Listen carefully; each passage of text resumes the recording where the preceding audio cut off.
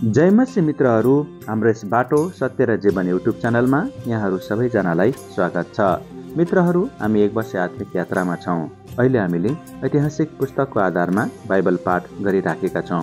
आउनुहोस् आजको यात्रा सुरु गरौँ। कलस्सीहरूलाई पावलको पत्र। कलस्सी 1 अध्याय।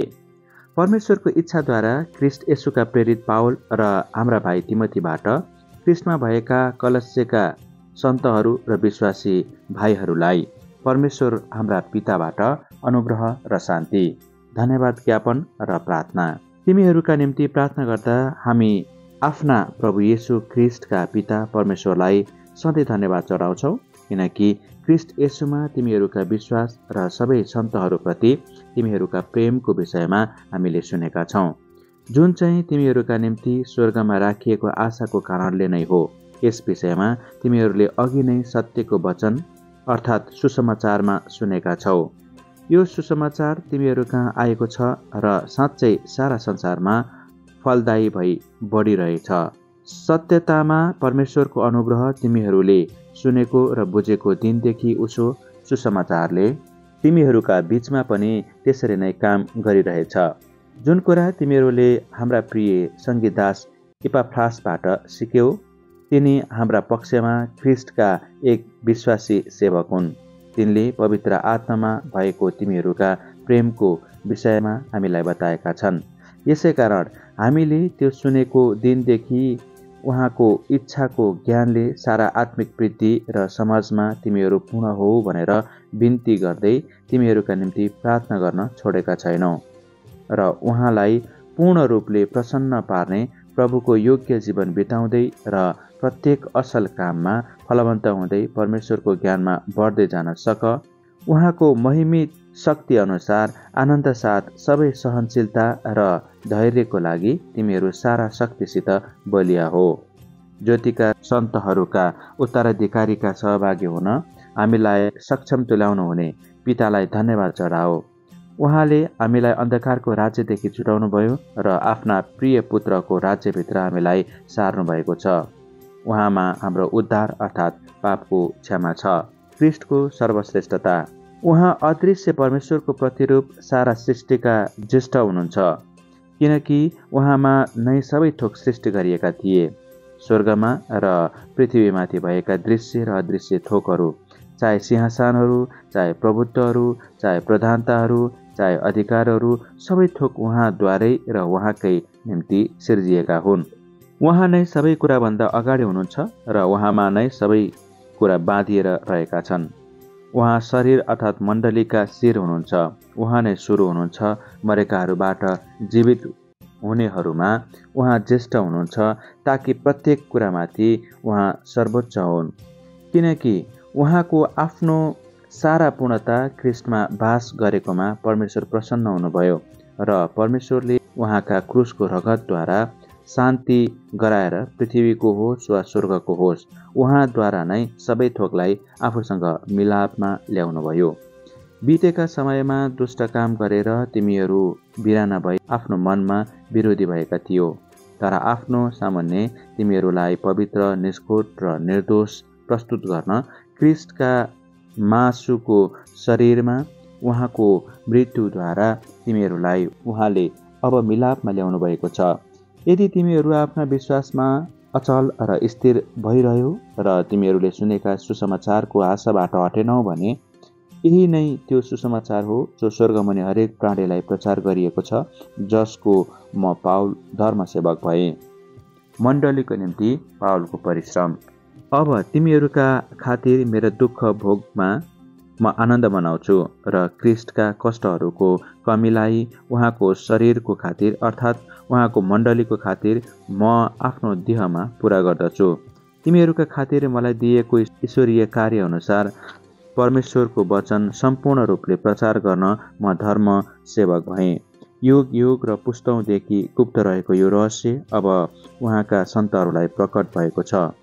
यस रहस्यको महिमामय सम्पत्ति अन्य जातिहरूमा कति महान छ, त्यो कुरा आफ्ना सन्तहरूलाई प्रकट गर्न परमेश्वरले चुन्नुभयो। यो रहस्य ख्रिस्ट तिमीहरूमा हुनु हो, जो महिमाको आशा हो। प्रत्येक मानिसलाई चेतावनी दिँदै र प्रत्येक मानिसलाई सारा बुद्धिमा सिकाउँदै हामी उहाँलाई घोषणा गर्दछौँ। यस हेतुले कि प्रत्येक मानिसलाई ख्रिस्टमा परिपक्व बनाई प्रस्तुत गर्न सकौँ। मेरो अन्तस्करणमा उहाँले नै जोडसँग प्रेरणा दिनुभएको शक्ति अनुसार म यसैको निम्ति कठोर परिश्रम गर्दछु। कलसी 2 अध्याय। तिमीहरूले यो जान भन्ने म चाहन्छु कि कसरी तिमीहरू र लाउडिकियामा भएकाहरू र मेरा मुखै नदेख्ने सबैका खातिर म कठोर परिश्रम गर्दछु कि प्रेममा एकसाथ बाँधिएर तिमीहरूका हृदय प्रोत्साहित हुन् र पक्का समाजका परिपूर्णताको सम्पत्ति र परमेश्वरका रहस्यको ज्ञान अर्थात् ख्रिस्टलाई प्राप्त गरून्। उहाँमा नै ज्ञान र बुद्धिका सारा सम्पत्ति लुकेको छ। म यो भन्दछु कि बहकाउने वचनले सबैले तिमीहरूलाई नछलोस्, किनकि शरीरमा म अनुपस्थित भए तापनि आत्मामा त म तिमीहरूसँगै छु र तिमीहरूका सुव्यवस्था र ख्रिस्टमा तिमीहरूका विश्वासको स्थिरतामा म रमाउँछु। ख्रिस्टको जीवनद्वारा छुटकारा। यसकारण जसरी ख्रिस्टलाई तिमीहरूले ग्रहण गर्यौ त्यसरी नै उहाँमा जीवन बिताऊ। धन्यवाद दिनमा प्रशस्त हुँदै तिमीहरूलाई शिक्षा दिए बमोजिम उहाँमा जरा गाडिएका र निर्माण भएका र विश्वासमा दरिला भएका हो।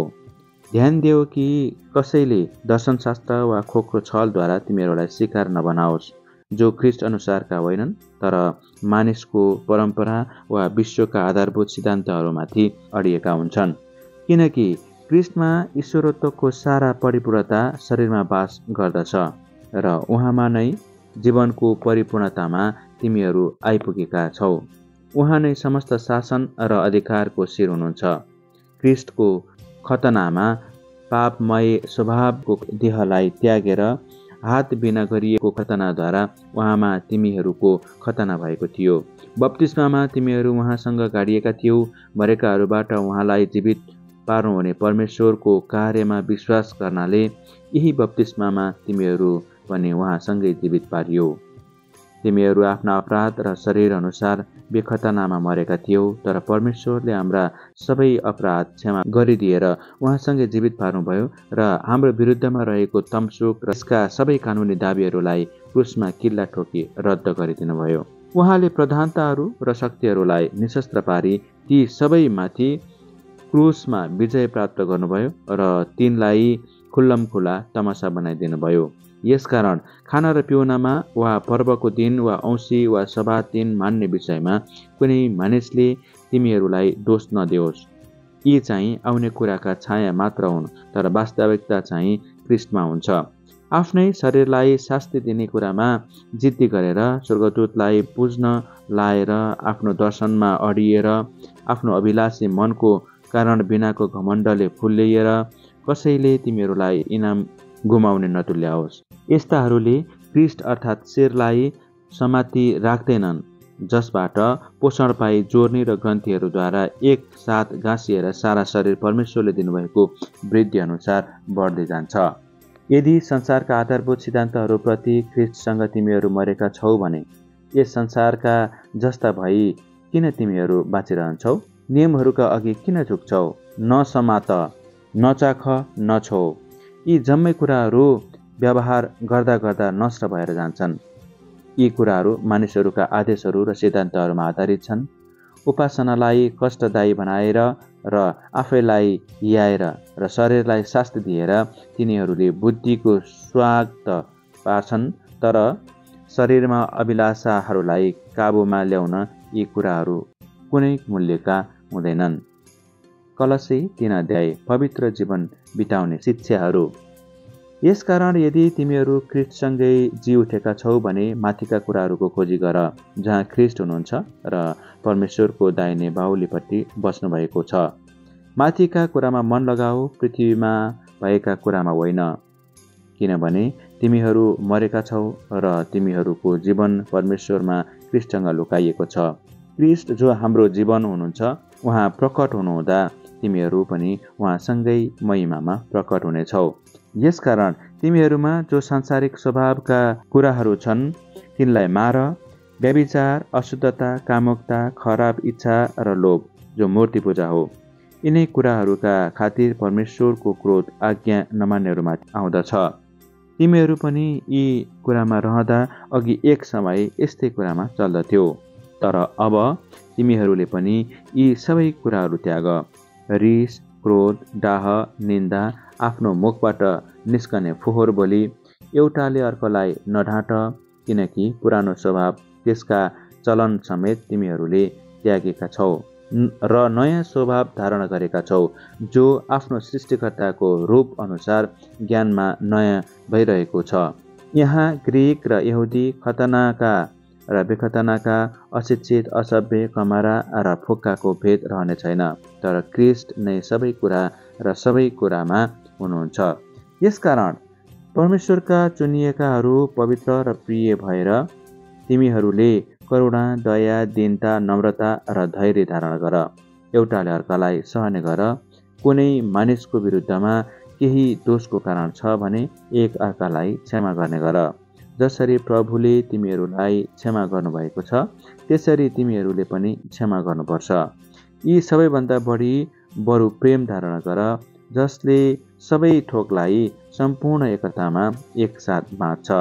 क्रिस्टको शान्तिले तिमीहरूका हृदयमा राज्य गरोस्। साँच्चै तिमीहरू त्यसको निम्ति एउटै शरीरमा बोलाइएका थियौ। तिमीहरू धन्यवादी हो। क्रिस्टको वचन तिमीहरूमा प्रशस्तसँग वास गरोस्। पुरा बुद्धिमानी साथ एउटाले अर्कोलाई सिकाओ र अर्ती देऊ र परमेश्वरप्रति आफ्नो हृदयमा रहेको कृतज्ञता साथ भजन, स्तुति र आत्मिक गान गाओ। कुरा वा काममा जे गर्छौ सबै कुरा उहाँद्वारा नै परमेश्वर पितालाई धन्यवाद चढाउँदै प्रभु येशूको नाउँमा गर। क्रिस्टीय परिवार सम्बन्धी शिक्षा। पत्नी हो प्रभुको दृष्टिमा सुहाउँदो गरी आफ्ना पतिहरूका अधीनमा बस। पति हो आफ्ना पत्नीहरूलाई प्रेम गर र तिनीहरूप्रति कठोर नहो। छोराछोरी हो प्रत्येक कुरामा आफ्ना आमाबुवाको आज्ञा पालन गर, किनकि यस कुराले प्रभुलाई प्रसन्न तुल्याउँछ। बुवा हो आफ्ना छोराछोरीहरूलाई रिस नउठाओ, नत्र त तिनीहरू निराश हुनेछन्। कमरा हो प्रत्येक कुरामा यस संसारका आफ्ना मालिकहरूलाई आँखाका अगाडि खुसी तुल्याउने मात्र होइन, तर साँचो हृदयले प्रभुको डर राखेर तिनीहरूका अधीनमा बस।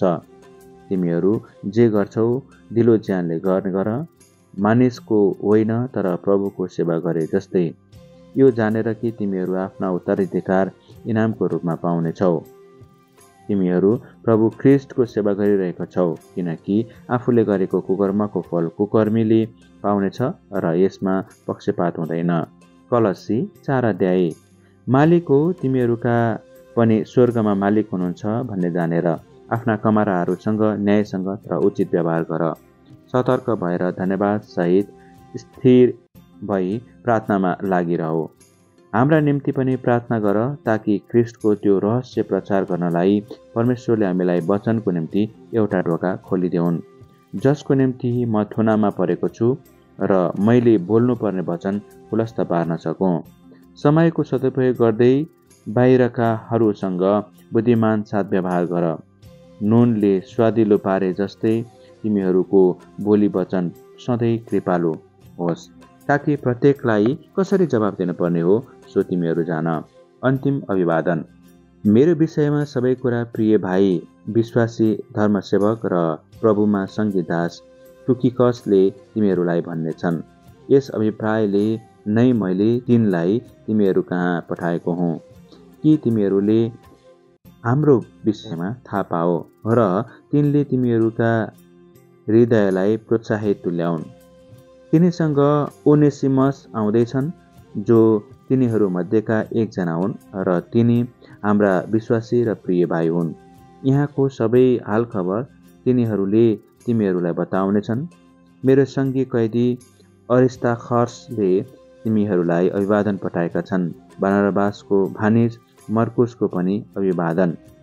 तिनको विषयमा तिमीहरूले आदेश पाइसकेका छौ। तिमीहरू कहाँ आए भने तिनलाई स्वागत गर।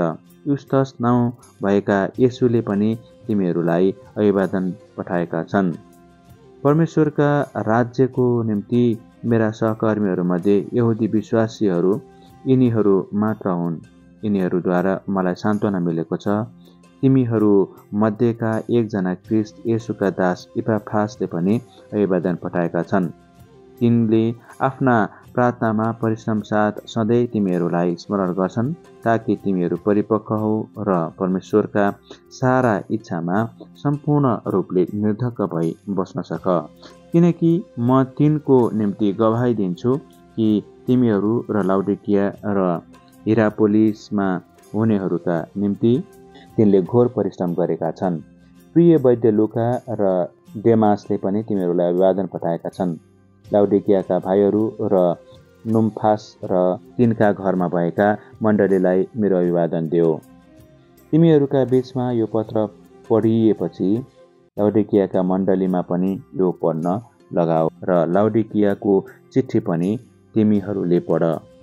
तिमीले प्रभुबाट पाएका सेवाको काम पूरा गर भनी अर्खिप्पसलाई भनिदेऊ। म पावल यो अभिवादन चाहिँ आफ्नै हातले लेख्दैछु। मेरो साङ्ग्राहरूलाई याद गर।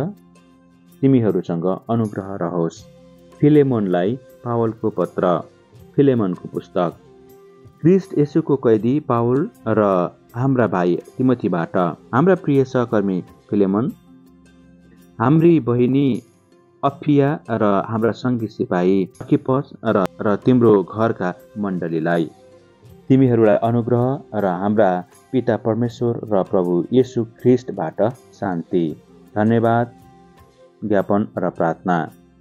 मेरा प्रार्थनाहरूमा जब म तिमीलाई स्मरण गर्दछु तब म मेरो परमेश्वरलाई सधैँ धन्यवाद दिन्छु, किनकि प्रभु येशू माथिको तिम्रो विश्वासको विषयमा र सन्तहरूप्रति तिम्रो प्रेमको विषयमा सुन्दछु। म प्रार्थना गर्दछु कि तिम्रो विश्वासको सहभागिताले ख्रीष्टमा भएका हाम्रा सबै असल कुराका ज्ञानको वृद्धि गर्न सकोस्। मेरा भाइ, तिम्रो प्रेमबाट मैले धेरै आनन्द र सान्त्वना पाएको छु, किनकि तिमीद्वारा सन्तहरूका हृदय फेरि ताजा भएका छन्। ओनेसिमसको निम्ति पावलको बिन्ती। तिमीले के गर्नुपर्ने हो सो गर्न आज्ञा दिनलाई ख्रीष्टमा मलाई साहस भए तापनि प्रेमको खातिर म तिमीलाई बरु अनुरोध गर्न चाहन्छु। म वृद्ध पावल अनि अहिले ख्रीष्ट येशूको एक कैदी मेरा छोरा ओनेसिमसको निम्ति म निवेदन गर्दछु, जसको निम्ति मेरो कैदी अवस्थामा म पिता बनेको छु। तिनी अगाडि मेरो निम्ति बेकम्बा थिए, तर अहिले तिम्रो निम्ति र मेरो निम्ति पनि काम लाग्ने भएका छन्। म तिनलाई जो मेरो आफ्नै हृदयको टुक्रा हो तिमी कहाँ फर्काइ पठाउँदैछु। तिनलाई मसँगै राख्न म खुसी हुने थिएँ, किनकि सुसमाचारको निम्ति मेरो बन्दी अवस्थामा तिम्रो सट्टामा तिनले मेरो सेवा गर्न सक्त थिए। तर तिम्रो अनुमति बिना म केही गर्न चाहन्न, ताकि तिम्रो भलाइ करकापले नगरिएको होस् तर तिम्रो आफ्नै स्वेच्छाले भएको होस्। सायद तिमीबाट केही समयको निम्ति तिनी अलग्ग भएका थिए, ताकि तिनी सधैँको निम्ति तिमीसँग बस्न सकुन्। अब उसो कमरा जस्तो होइन, तर कमराभन्दा बढी प्रिय भाइ जस्तै, विशेष गरी मेरो निम्ति, तर झन् बढी शरीरमा र प्रभुमा समेत तिम्रो निम्ति। यसैले यदि तिमीले मलाई आफ्नै साझेदार सम्झन्छौ भने मलाई झैँ तिनलाई ग्रहण गर। यदि तिनले तिमीलाई केही खराबी गरेकै भए पनि अथवा केही कुराको तिनी ऋणी छन् भने सो मेरो हिसाबमा राखिदेऊ। म पावल आफ्नै हातले यो लेख्दछु, त्यो ऋण म स्वयं तिरिदिनेछु। तिमीलाई भनिरहनु पर्दैन होला कि आफ्नै निम्ति पनि तिमी मेरो ऋणी छौ। प्रिय भाइ, तिमीबाट प्रभुमा केही लाभ पाऊँ भन्ने म चाहन्छु। ख्रीष्टमा मेरो हृदयलाई फेरि ताजा बनाइदेऊ। तिम्रो आज्ञा पालनमा भरोसा राखी मैले मागेको भन्दा झन् बढी गर्नेछौ भन्ठानेर म तिमीलाई लेख्दैछु। साथै मेरो निम्ति एउटा पाहुना कोठा ठिक पारी राखिदेऊ, किनकि तिम्रो प्रार्थनाद्वारा म पनि तिमी आउन पाउँछु कि भन्ने आशा गर्दछु। येशू ख्रीष्टमा मेरो सङ्गी कैदी इपाफ्रासले तिमीलाई अभिवादन पठाएका छन्। त्यसै गरी सहकर्मी मर्कुस, अरिस्तार्खस, डेमास र लुकाले पनि। प्रभु येशू ख्रीष्टको अनुग्रह तिमीहरूको आत्मासँग रहोस्। आमेन। मित्रहरू, यहाँहरूलाई आजको भिडियो सामग्री कस्तो लाग्यो? यदि यो भिडियो सामग्रीबाट यहाँहरूलाई आशिष मिलेको छ भने च्यानललाई लाइक, कमेन्ट, सब्सक्राइब र सेयर गरिदिनुहोला। भोलि फेरि बाइबल पढ्को खण्ड लिएर उपस्थित हुने नै छौँ। त्यति बेलासम्मको लागि जय मसीह। परमेश्वरले तपाईँ र तपाईँको परिवारलाई प्रशस्त आशिष दिनुभएको होस्। आमेन।